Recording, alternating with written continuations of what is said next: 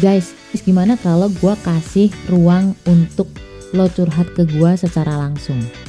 Gue bisa langsung jawab di saat itu juga.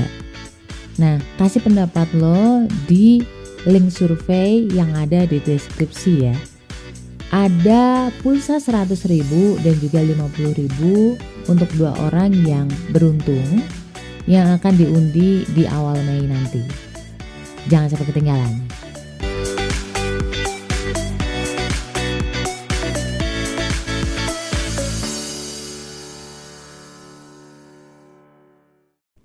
Menyambung episode yang kemarin teman-teman tentang keajaiban dari tawakal yang dialami oleh rekan gue sendiri. Pengamalan At-Tolaq ayat 2-3 ya kan. Emang gak pakai lama solusi dari Allah itu datang. Tapi tetap aja ada orang yang sukanya tuh ngeles. Saya udah tawakal mbak, saya udah berserah sama Allah, tapi kenapa solusi dari Allah gak juga datang gitu. Pertanyaan gue ke lo adalah, lo yakin lo udah 100% berserah sama Allah? Yakin loh. Assalamualaikum, gimana kabar lo? Alhamdulillah. Apakah lo lagi ngerasa kesepian atau sendirian? Kenalin, gue Ria Marliana, teman healing lo di podcast Self Healing. Di sini kita bakal ngobrol bagaimana sih belajar berdamai dengan luka. Tentu aja atas izin Allah SWT. Semoga Allah sembuhkan lukamu, ringankan bebanmu, dan kuatkan hatimu. Kisah ini sebenarnya dari nasabah gue. Debitur ya. Ketika dulu banget gue masih sebagai tentara riba, gue ngasih riba ke dia gitu. Usianya udah sepuh ya, terus terang di atas 65 tahun. Dan waktu itu ketika gue kasih riba, itu bisnisnya seolah-olah tuh menanjak gitu, menukik tajam ke atas ya. Itu bukan menukik tajam mbak, harusnya menanjak tajam. Tapi karena saking sayangnya Allah sama orang ini, kebetulan orangnya tuh baik banget sih beneran. Royal, jadi dia dermawan lah istilah bahasa Indonesianya ya kan, bahwa lupa lagi mau ngomong apa. Jadi nggak pakai lama itu Allah langsung sentil, karena rumusannya udah pasti bahwa Allah akan memusnahkan riba dan juga akan menyuburkan sedekah. Nggak sampai 5 tahun kayaknya gua kasih kredit, ada aja gitu, kebetulan dia kena tipu oleh orang yang dia percaya. Yang awalnya dia itu menjadi top 10 orang kaya di daerah situ, terus drop down, menukik tajam ke bawah ya kan, terjun, hartanya habis. Bahkan sampai rumah yang beliau usahakan, beliau bangun dari nol, dari yang bukan apa-apa, dari dia sangat muda, itu pun harus tergadai ke bank. Nah ketika gue resign, keluar dari kota itu, gue pindah ke tempat lain. Tapi kita masih kontak-kontakan. Sampai 5 tahun berlalu lah, 5 tahun, 6 tahun berlalu, gue dikasih rezeki, waktu, dan juga biaya sehingga gue bisa berkunjung, silaturahim ke sana. Gue masih melihat ya Allah, dulunya beliau tuh kayak apa dan sekarang tuh kayak apa ibarat kata. Hidup itu cuma untuk makan aja. Yang rumah ya, dulu itu rumah beliau tuh luas. Beliau sekarang tinggal di rumah yang ya tipe 27-36 kayaknya, 27 malah kayaknya. Aduh Masya Allah, aku antara terenyuh gimana gitu. Sempat kepikiran bahwa gini, ini semua hartanya kan udah dihabisin lah sama Allah. Biasanya setahu gue itu tuh Allah gak pakai lama ngasih ganti yang lebih baik dari apa yang beliau tinggalkan. Dari apa yang kita tinggalkan. Hadis Nabi kan bilangnya bahwa ketika lo ninggalin sesuatu karena Allah, itu pasti Allah akan menggantinya dengan yang lebih baik. Mengganti itu yang gue percaya itu paling penting adalah kebahagiaan, ketenangan itu dulu sebenarnya. Tapi nanti dunianya itu pasti juga dikasih lebih-lebih lagi dibanding yang sebelum-sebelumnya. Coba gue mikir, why? Kenapa ya kok masih kayak gini kehidupan dari debitur gue gitu. Sampai kemudian 1,5 tahun berlalu semenjak gue visit silaturahim ke sana, beliau telepon gue. Belum lama ini beliau telepon gue. Dia cerita, ini mbak saya ada kesempatan nih mbak, ini mungkin jalan keluar dari Allah mbak, biar saya bisa ngelunasin hutang-hutang saya gitu kan. Cuma dia memang gak ada modal, entah dia keceplosan, entah dia memang sengaja mau cerita. Dia bilang, sebelumnya saya udah sempat ngelola mbak tapi gak berhasil. Gua kepo dong, ini orang gak punya duit, bagaimana bisa dia ngelola itu gitu. Terus dia bilang, iya mbak, saya memang kemarin-kemarin tuh pinjam lagi sama bank kredit. Langsung. Gitu langsung. Gue dong yang diajak cerita udah mulai mulai berapi-api dong, gak akan ditahan-tahan gitu kan. Terus saya bilang, Bu, kenapa kok pinjem bank lagi, kan sebisa mungkin jangan pinjem bank lagi gitu.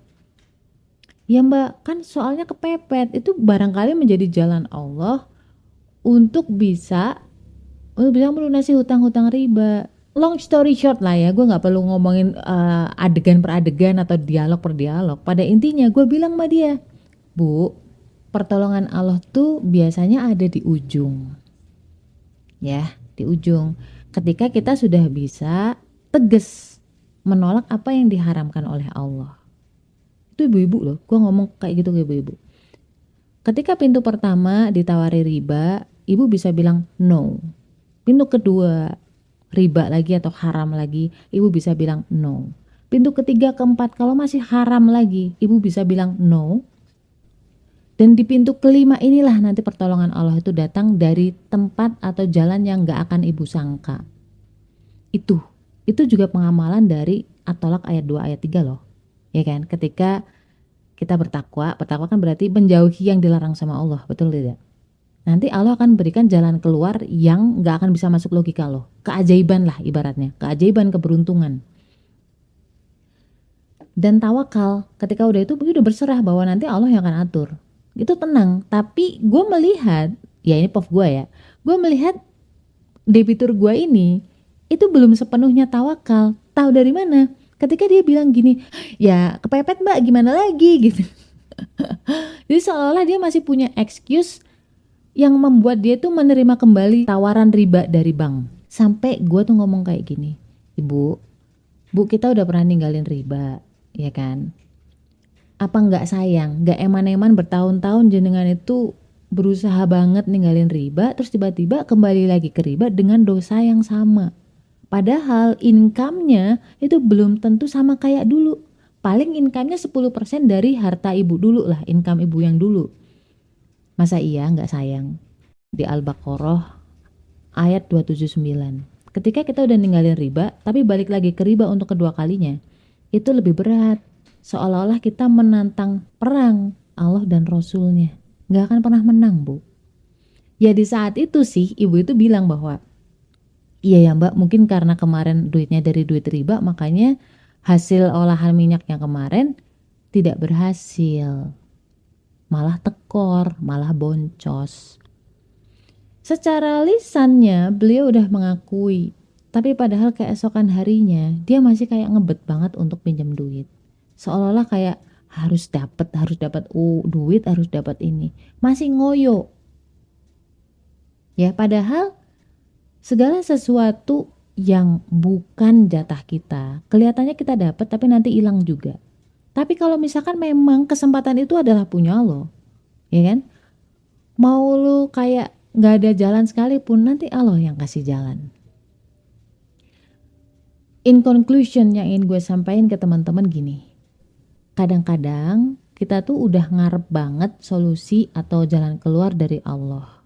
Tapi jalan keluar dari Allah kalau di surat At-Tolak ayat 2 dan 3 itu ada dua komponen. Yang pertama adalah ketakwaan. Lalu yang kedua adalah tawakal. Oke?